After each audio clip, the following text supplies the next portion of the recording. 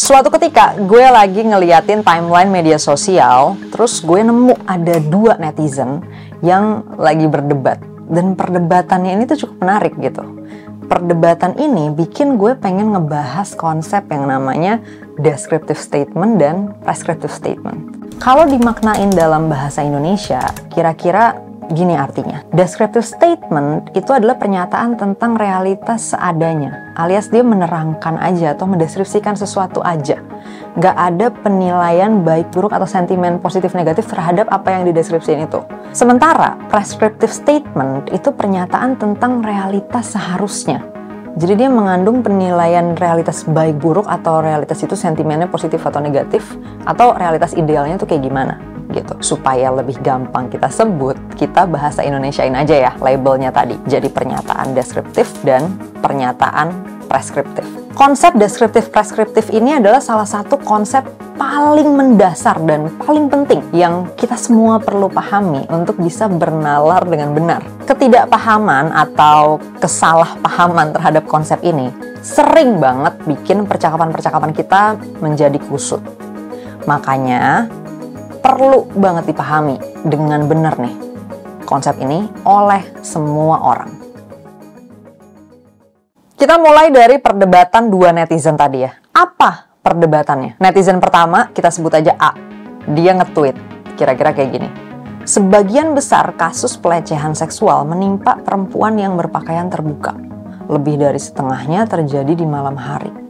Kemudian tweet itu disamber oleh netizen kedua. Sebut aja B. B bilang, perempuan lagi nih yang disalahin. Perempuan dilecehkan, malah yang disalahin bajunya gimana. Padahal otak pelakunya aja yang gak beres. Habis itu dibalas lagi sama A. Gini loh, bisa dilihat ya di laporan dari lembaga ini dan ini. Di situ ada data bahwa sebagian besar kasus pelecehan seksual itu korbannya berpakaian terbuka dan kejadiannya emang di malam hari. Lantas B pun gak mau kalah dan bawa data. Dia bilang, susah ya ngomong sama orang misoginis. Setiap tahun ada ribuan perempuan yang mengalami pelecehan. Kita bukan yang ngurusin pelakunya, malah sibuk nyalahin soal perempuan pakai bajunya apa atau keluarnya di malam hari atau enggak. Abis itu A ngerespons lagi. Boleh tolong nggak cek data-data yang tadi saya kasih? Itu jelas loh, sesuai sama yang saya bilang di awal. Abis dari situ, masih panjang lagi tuh tektokan yang ultimate why ini. Udah kebayangkan kekusutannya di mana? Yang disampaikan A itu deskriptif, sementara B nangkepnya preskriptif. Kemudian A berargumen untuk pernyataan deskriptif, sementara B berargumen untuk pernyataan preskriptif. Jadinya apa? Jaka sembung naik kuyang. Nggak nyambung sayang. Kan apaan sih maksudnya deskriptif preskriptif ini? Kan jelas si A ngaco dong nyalahin korban pelecehan seksual. Masalah pelecehan seksual kok yang disalahin bajunya? Eits, tunggu dulu bos. Pelan-pelan coba kita urai di sini. Tadi di awal banget gue udah sempat bilang bahwa pernyataan deskriptif itu sederhananya adalah pernyataan yang sekedar mendeskripsikan atau menerangkan sesuatu. Dia nggak mengandung penilaian atau sentimen positif atau negatif terhadap yang dideskripsiin itu. Contoh, rumah Raffi besar banget. Dalam pernyataan ini belum ada penilaian baik buruk atau sentimen positif negatif terhadap rumah yang ukurannya besar banget. Dia nggak bilang rumah yang besar itu baik, dia juga nggak bilang rumah yang besar itu buruk. Dia nggak bilang Raffi seharusnya pindah ke rumah yang nggak sebesar itu. Dia juga nggak bilang bahwa orang-orang seharusnya berusaha punya rumah sebesar rumahnya Raffi. Intinya dia nggak ngasih saran apa-apa, rekomendasi apa-apa, atau seharusnya gimana ya gitu kan, dia nggak ngomongin itu. Itu adalah contoh pernyataan deskriptif. Kalau mau dijabarkan menjadi sebuah argumentasi atau sebuah artikel, yang dijabarkan di situ adalah pembuktian bahwa rumahnya Raffi berukuran besar banget gitu ya. Misal didefinisikan lah besar banget tuh ukurannya apa ya kan, standarnya apa, misalnya sekian meter persegi. Nah habis itu dibuktiin bahwa rumahnya Raffi mencapai ukuran tersebut. Dari situ bisa disimpulkan bahwa rumah Raffi memang benar berukuran besar banget. Nggak nyambung kalau tiba-tiba diperdebatkan kenapa orang seharusnya punya atau nggak punya rumah yang besar banget. Pernyataan tadi nggak mengandung sikap pro atau kontra terhadap sesuatu. Pernyataan tadi juga nggak memberikan posisi atau sentimen negatif ataupun positif ke rumah yang berukuran besar banget. Udah mulai kegambar kan ya maksud dari pernyataan deskriptif. Tapi gimana kalau orangnya punya maksud terselubungkan? Pernyataannya emang deskriptif, tapi sebenarnya ada unsur preskriptif yang tersembunyi. Misal yang rumah besar tadi tuh mungkin dia lagi nyindir Raffi aja yang punya rumah kegedean. Jadi dia sebenarnya punya sentimen negatif ke rumah yang segede gitu.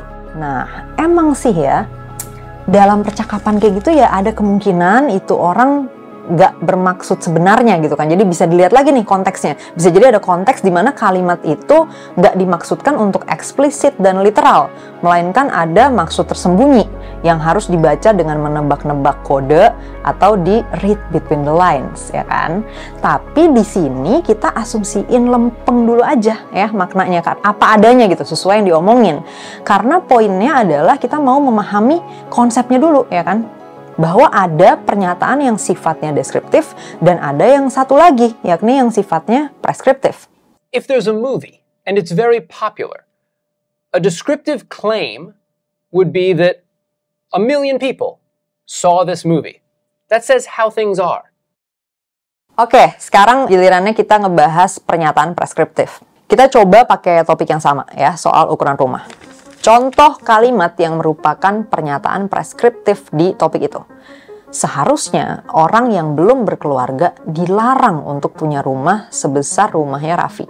Jelas banget kan bedanya sama kalimat yang pertama tadi, ya kan? Kalimat yang ini jelas nih mengandung sikap kontra terhadap kepemilikan rumah dengan ukuran sebesar rumah Raffi untuk orang yang belum berkeluarga. Atau bisa juga kita bilang bahwa pernyataan ini mengandung sentimen negatif terhadap kondisi di mana ada orang yang belum berkeluarga tapi punya rumah sebesar rumah Raffi. So, udah jelas kan konsep pernyataan deskriptif dan preskriptif itu gimana? Sekarang kalau udah paham konsepnya terus apa kan? Nah, kita masuk ke gimana respons atau sikap yang nyambung ke pernyataan deskriptif dan yang nyambung ke pernyataan preskriptif.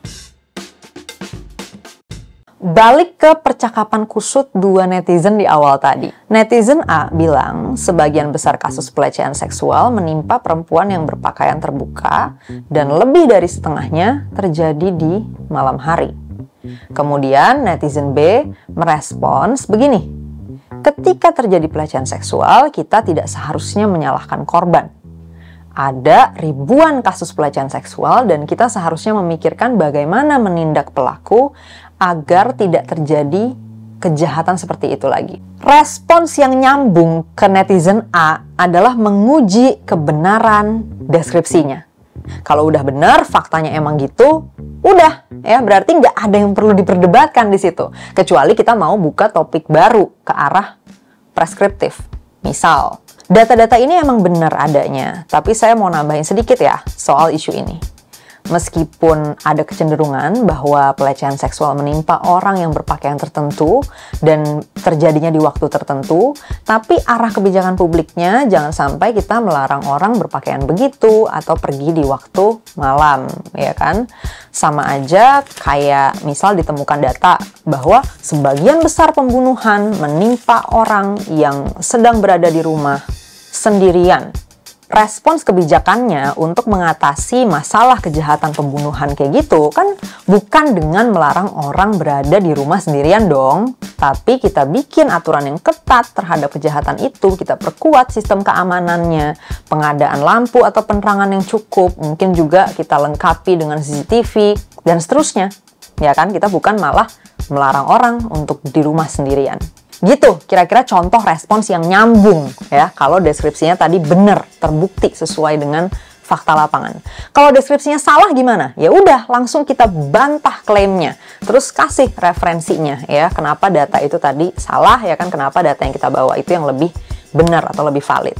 Sedikit catatan seriusnya di sini, klaim tadi setahu gue emang beneran bisa dibilang salah atau nggak akurat. Gue pernah lihat rilis ya suatu riset yang ngedata berapa persen perempuan dilecehkan saat memakai baju apa.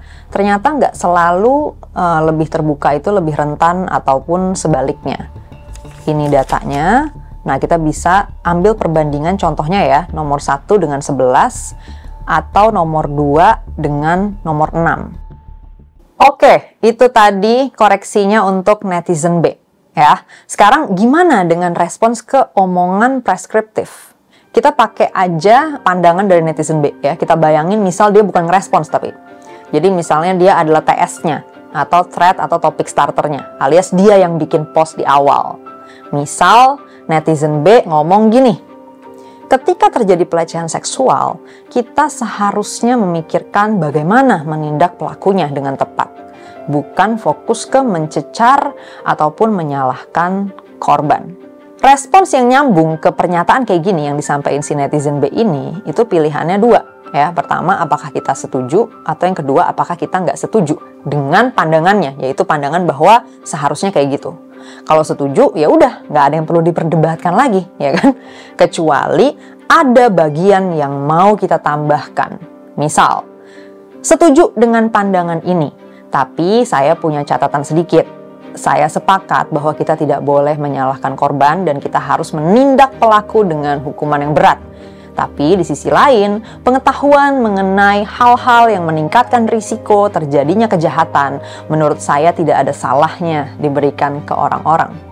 Misal, ketika saya mendapat informasi bahwa pelecehan seksual kerap terjadi di ruang tertutup atau ruang privat, saya akan merekomendasikan ke orang-orang untuk waspada ketika memutuskan masuk ke ruang tertutup atau ruang privat dengan orang lain yang mungkin belum begitu dikenalnya atau belum jelas ada niat jahat atau enggak. Gitu, salah satu contoh respons yang nyambung ke netizen B atau pernyataan preskriptif lah gitu. Respons lainnya yang juga nyambung ya, misal kita nggak setuju nih atau nggak sepandangan dengan netizen B. Ya udah, tinggal kita sampein bahwa kita nggak setuju, habis itu jelasin kenapa nggak setuju. Ya kan? Bisa juga ditambahin dengan pandangan kita sendiri. Seharusnya gimana? Gitu. Intinya, sebenarnya respons ke deskriptif maupun preskriptif tuh sama aja pilihannya. Pertama, setuju. Kedua, setuju dengan catatan atau tambahan. Ketiga, tidak setuju. Keempat, tidak setuju dengan catatan atau tambahan. Tinggal penjelasannya aja yang berbeda. Ya, kalau ke omongan deskriptif, setuju atau nggak setujunya tuh lebih ke arah membuktikan apakah deskripsinya tuh valid atau benar gitu kan. Sedangkan kalau ke omongan preskriptif, setuju atau nggak setujunya tuh lebih ke arah menjelaskan pandangan atau sikap kita soal seharusnya gimana gitu kan, yang seharusnya tuh gimana dan kenapa kayak gitu. Gimana? Udah jelas belum nih dalam membedakan kedua hal ini, deskriptif, preskriptif? Mudah-mudahan dengan membuat video ini, gue sudah berkontribusi untuk bikin percakapan-percakapan kita lebih sehat, tidak kusut, dan mencerahkan. Gue Kania Cita, salam masyarakat baru.